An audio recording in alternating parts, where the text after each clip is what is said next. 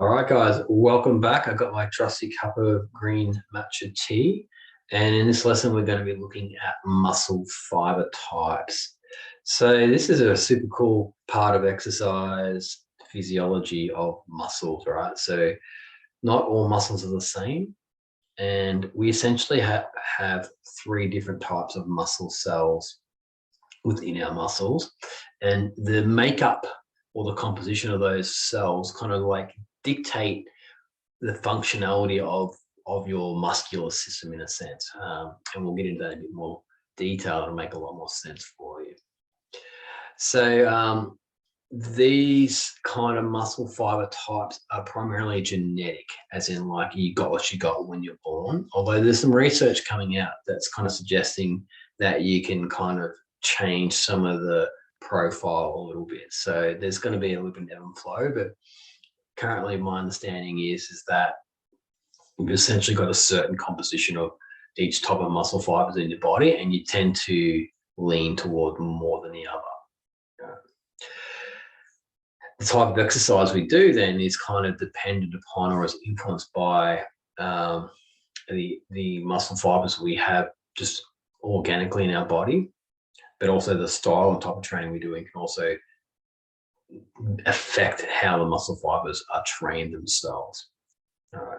And so in terms of context of yoga, the typical kind of yoga body, like that long, lean, kind of lithe body that you'll often see in a yoga practice, is often kind of more orientated towards a specific muscle fiber type.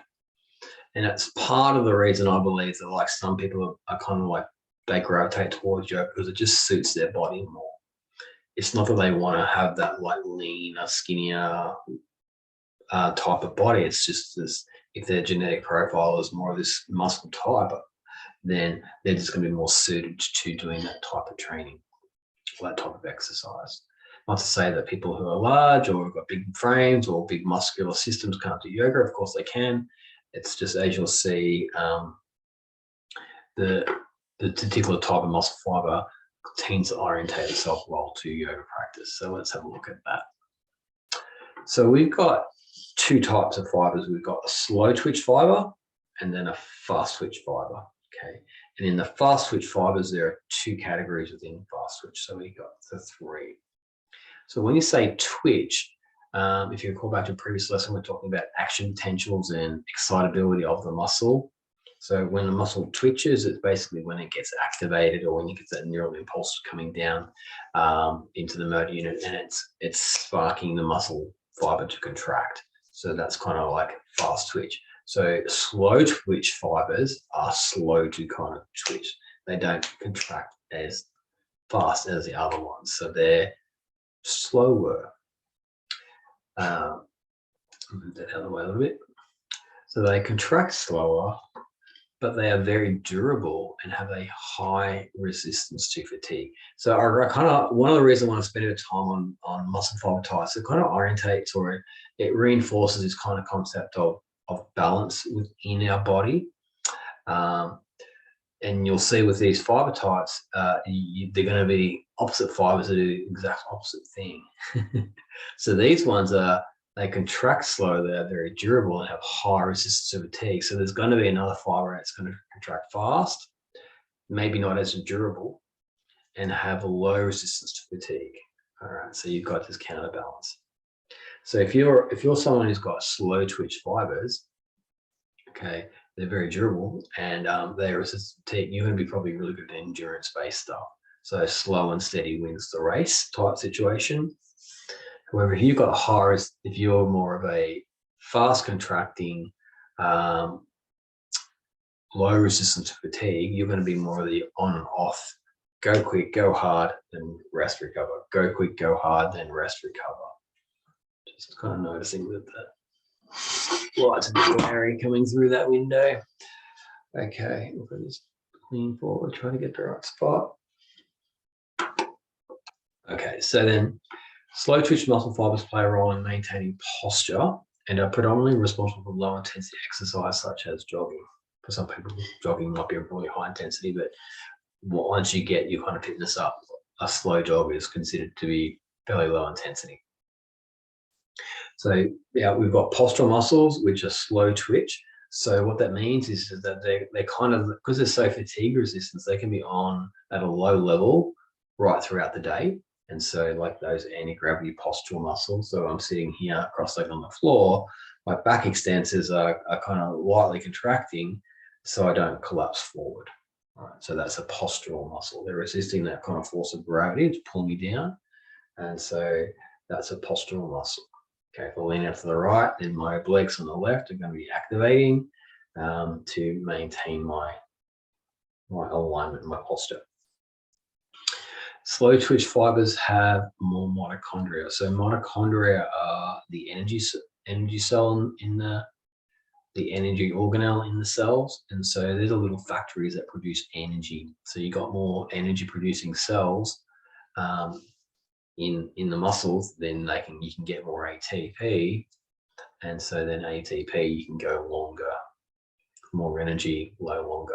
The ATP there is slower release of energy, so that's got to do with the energy cycle. So when it goes into the energy cycle for this particular muscle fiber, it does really well in that slow release energy cycle. So you'll actually burn a lot of fat when you're doing this kind of slow twitch, because fat goes really well into the energy production cycle at this level of intensity.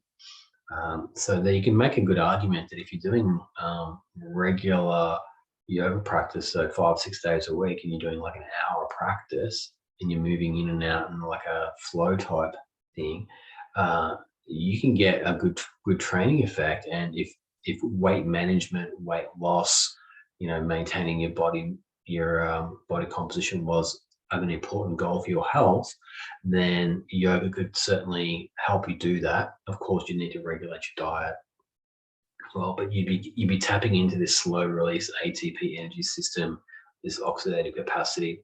So whenever we're talking about oxidative capacity, we're talking about using oxygen in the cell in addition to the fuel, either glucose or fats, primarily fats, at this level of intensity to fuel the exercise. So you can absolutely lose weight if that's a goal for you with yoga practice, if you're looking at the kind of what type of muscle fibers are being used. In addition, slow twitch fibers have a less ability to store glycogen. So glycogen is basically carbohydrate or sugar, which then gets converted to a molecule glycogen, more of a compacted kind of version, and then stored in the muscle as an energy molecule ready to be kind of used, if you will, or as a fuel source for the energy molecule. So slow twitch muscle fibers have a less ability to store glycogen. So that's why they tend to be a little bit more fat orientated as well. So you'll be mobilizing body fat, lipid stores to go into that energy cycle reduction. It's interesting, right? Now, if you look at the next one, a type 2, so that was slow twitch. Type 2 or the fast twitch type fibers are called oxidative glycolytic, since these muscle fibers use oxidative, so that's aerobic energy system, and glycolytic, anaerobic energy mechanisms for energy. So when we're talking about kind of like energy systems in the body, so how we make energy in the cell and those mitochondria, there's kind of two. There's aerobic, which is with oxygen, and it's a very highly efficient but slow rate. So it's just slow and steady. Whereas anaerobic is you can burn up a lot of energy really fast, but you fatigue out very quickly, and it's without oxygen. So your body will just naturally shift gears between aerobic and anaerobic depending on the demand of the exercise, the intensity that you're doing. In a yoga class, the majority of your yoga class is going to be aerobic.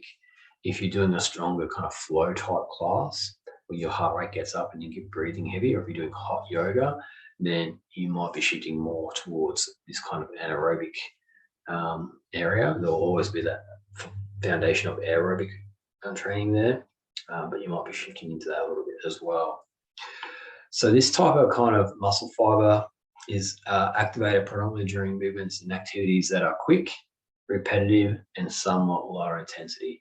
So if you could think of it like doing samskara, so you're moving in and out of like a sun salutation. If you've done like 108 sun salutations as a kind of tapas as a practice, you'll kind of get an appreciation of, oh, okay, I'm using some strength. I'm getting kind of my heart rate up. I'm getting that fitness kind of going as well. So you get this kind of training effect there. So you'd be really tapping into these type 2 fibers, type 2A fibers for that. Type 2A fibers are activated after type 1. This type of muscle fiber has a relatively large amount of mitochondria and can recover quickly. So you'll use your type 1 first, so your slow twitch. Okay, and when the intensity of the strength of the exercise increases and the slow twitch is starting to fall off, then you'll just shift into these type 2. So it's kind of like a ratcheting or a scale of recruitment of different muscle fibers, and that's kind of, we go back to our all-in-one principle. So if you're contracting a muscle, it's going to recruit slow twitch fibers first, then type 2As, and then type 2Bs. So just not all of them at the same time. So that way you get modulation of muscle activation and contraction. Whereas your type 2Bs, or in this slide type Xs, muscle fibers and fibers that are rapidly contracted and are activated during high intensity activities such as weightlifting. Okay. A small number of mitochondria, less oxidative, and a greater glycolytical ability and characteristics that are described the type 2X fibers. So what we're saying here is that these muscle fibers are like on, explosive, dynamic, quick, fast, and then they gas out and they run the juice really quickly. So Olympic lifting is basically, you do a really, really heavy squat and you do one, and that's the exercise. So the window for this kind of exercise is about 10 to 15 seconds of really, really intense, hard exercise. It's important to understand this fiber type gets tired very quickly. Their recovery is slower and occurs mainly after physical activity. So you probably won't see a lot of this kind of fiber type activated in yoga practice, just unless you're doing like handstands or some of the more challenging kind of postures. But particularly you need to be putting a lot of load into the body, or you need to be moving very, very fast to really activate these muscle fiber types. These muscle fibers, they can generate a lot of force. So if you think about Olympic Games and the different athletes who go to Olympic Games and just the different kind of body types you will see. If you look at 100-meter sprinting, the male athletes particularly are really they're quite muscular, they're very well developed. And so their sport is really accessing this type 2X muscle fiber, these big motor units, big muscles that generate a lot of force, are very fast to contract. There's a lot of power in them, but then they fatigue. Right, and that's why it's 100 meters, because it's about 10 seconds to 15, somewhere in there. And after that, you just gas out. You can't do, you'll ratchet back down to the type A's for your muscle fibers. So it's just something to keep in mind. So you're not likely to kind of recruit this type of muscle fiber doing a yoga practice. Okay, so it's one of the reasons why you don't get the big muscular kind of bodies from doing yoga. All right.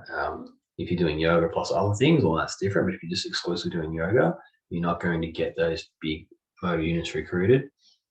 So you're not going to get the larger type 2, because they're just bigger in diameter, like the actual cells themselves. So look now at table here. My mouse on it, it's going to sleep. Where are you, mouse? Come back. Oh, mousey. That's rather annoying. So the scroll key works. There you are. Good to it.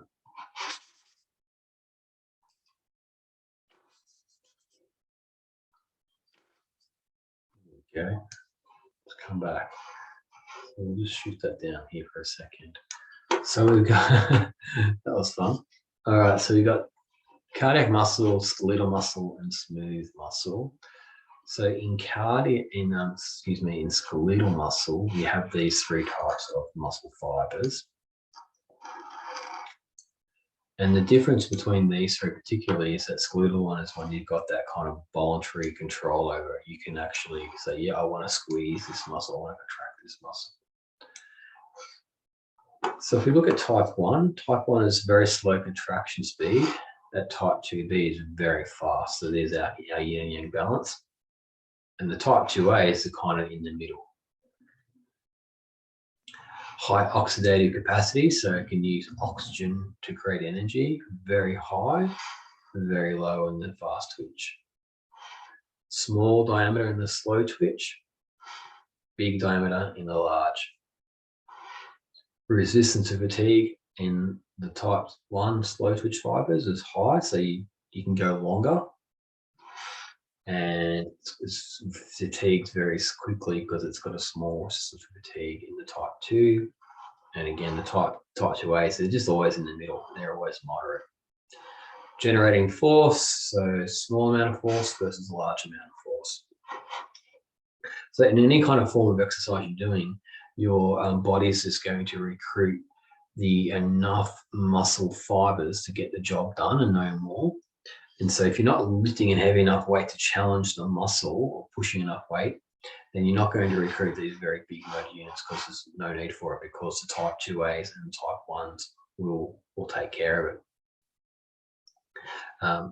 And so that's just something to be aware of. So it's one of the things I think is doing some kind of strength training is actually quite good, because in strength training, you're going to access these type 2 fibers, type 2B fibers.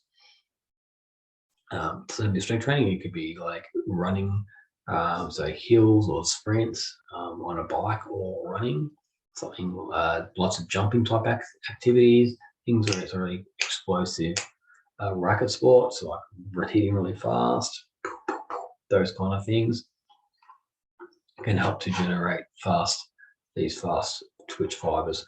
Now then it comes just down to your natural genetics, right? So if your genetic profile is more type 1, you're most likely going to have that more of that lean, skinnier look in your muscular system, just because the muscle fibers, like the diameter, are small, so they're not as big, just physically not as big. Whereas if you're someone who is more type 2B, you're probably going to have larger muscle fibers, so you're just going to have a bigger muscle bulk, if you will. And you can can't really out-train that.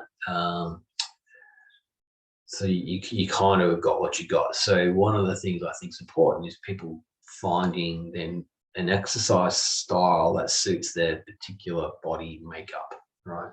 So if you are more slow twitch orientated, the endurance activities are going to be really well suited to you. So, long, slow runs, big, long rides, getting in the pool and lap swimming 50 laps, that kind of thing. 90-minute yoga flows where you're just moving in and out, and it's just kind of steady state and just nice and flow and cruise. Where your type 2Bs, they're the people who want to be like, they want to go, then they want to stop. They want to go, they want to stop. So, things like weight training is really good for them, sprinting type exercises, challenging kind of asana, where you just work in asana for a short period of time, come out and have a rest, that kind of stuff. And then the type 2As, they're the people who are just kind of good at everything. So if someone's got a really good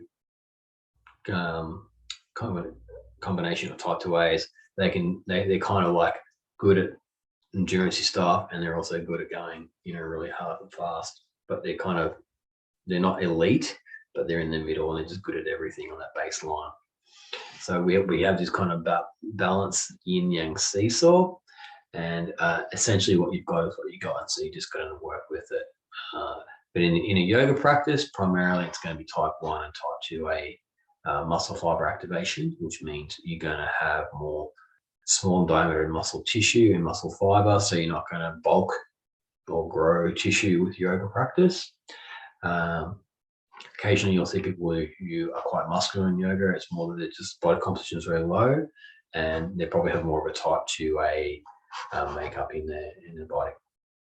Or they're just someone who's doing lots of weights and they're type 2B and they're doing yoga to balance out. Well, again, it always comes back to individual preference, individual goals, what people are working on. So that's the introduction to muscle fiber types. So essentially you got the fast ones, which can go all day, slow to resist, to fatigue. Then you got the fast ones, which are great for explosive dynamic movements. And you got the ones in the middle, which kind of do both. When the body's generating force to move a muscle or joint, it's going to scale from type 1, so slow twitch fibers, the medium fibers, and the fast fibers. And you're going to build that into that kind of length tension relationship, and also all-in-one principle. That's kind of how the body starts to regulate these really fine, complex movement patterns that we do. And yoga is amazing at training fine, complex movement patterns. Okay, guys, so that's the lesson for today. I hope you enjoyed it. If you have any questions, please shoot me a line.